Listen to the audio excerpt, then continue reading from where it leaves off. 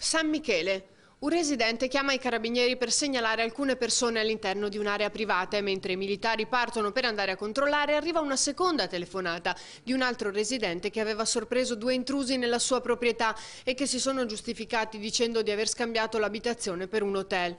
I militari nel frattempo hanno bloccato due persone su un'auto sospetta e mentre le controllavano hanno visto che le due nel piazzale si stavano defilando. Così si è scoperto che i quattro non erano turisti ma ladri. Dovranno rispondere di tentato furto in abitazione.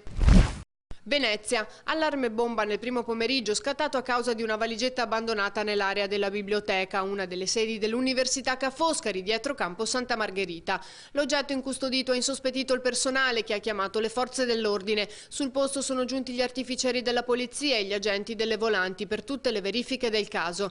L'allarme è rientrato poco dopo quando la valigia è stata aperta.